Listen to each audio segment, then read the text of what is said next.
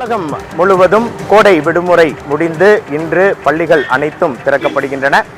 திருநெல்வேலி மாவட்டத்தில் பார்த்தீர்கள் என்றால் சுமார் 1500க்கும் மேற்பட்ட பள்ளிகளில் சுமார் 3,30,000 மாணவ மாணவிகள் இன்று கோடை விடுமுறை முடிந்து பள்ளிகளுக்கு திரும்புகின்றனர். திருநெல்வேலி மாவட்ட முதன்மை கல்வி அலுவலரிடம் இன்று காலை சத்தியம் தொலைக்காட்சி சார்பில் சிவக்குமார் அவர்களிடம் பேசிய போது பள்ளிகள் திறக்குவதற்கான அனைத்து முன் நடவடிக்கைகளும் மேற்கொள்ளப்பட்டு இருப்பதாகவும் அனைத்து ஏற்பாடுகளும் தயார் நிலையில் இருப்பதாகவும் தெரிவித்தார். திருநெல்வேலி மாவட்டத்தின் வள்ளியூரில் சபாநாயகர் அப்பாவு இன்று காலை 10:30 மணிக்கு முதல்வர் மு.க. ஸ்டாலின் சென்னையில் புத்தகங்களை வழங்கிய பிறகு திருநெல்வேலி மாவட்டம் வள்ளியூரில் வழங்குகிறார். பாளையங்கோட்டை சட்டமன்ற உறுப்பினர் அப்துல் வஹாப் மீனாட்சிபுரம் பெண்கள் மேல்நிலைப் பள்ளியிலும் திருநெல்வேலி மாநகராட்சியின் மேயர் ராமகிருஷ்ணன் கல்லணை மகளிர் பள்ளியிலும் பாட புத்தகங்களை மாணவ மாணவிகளுக்கு இன்று காலை வழங்குகின்றனர்.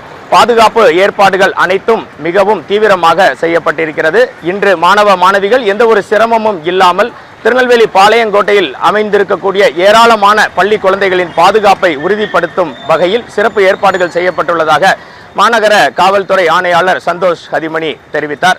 இன்று காலையே பள்ளிகளுக்கு வரும் அனைத்து மாணவ மாணவிகளுக்கும் பாட புத்தகங்கள் வழங்கவும் காலை சிற்றுண்டியும் தயாராகி கொண்டு இருக்கிறது.